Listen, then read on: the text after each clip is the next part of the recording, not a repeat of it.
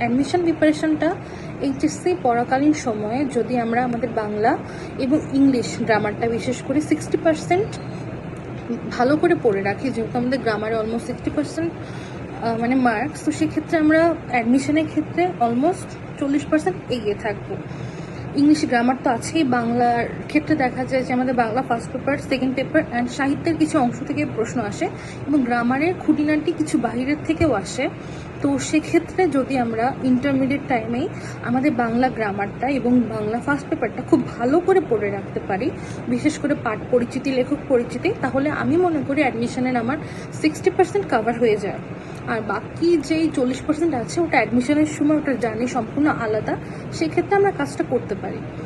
ইংলিশের ক্ষেত্রেও সেম, গ্রামারটা খুব ভালো করে পড়তে হবে। এক্ষেত্রে ফার্স্ট পেপারের গুরুত্ব খুব একটা কম থাকলেও বিশেষ করে রিটেন পার্টটা, যেহেতু আমাদের খুবিতে এবং ঢাবিতে বোথ রিটেন আছে, ওই জায়গাটা খুব হেল্প করে। কারণ আমরা এবারও আমার অ্যাডমিশন ক্ষেত্রে যেটা এসেছিলো যে জুলাই গ্রাফে তিনি লিখতে দিয়েছিল, আমার যদি রিটেন স্কিল ভালো না থাকে বা আমার যদি রাইটিংয়ে দক্ষতা না থাকে, তো সেক্ষেত্রে আমরা এইসব জায়গাতে কভার আপ করতে পারবো না। তো গ্রামার এবং রিটেন স্কিল ইংলিশের ক্ষেত্রে খুবই জরুরি।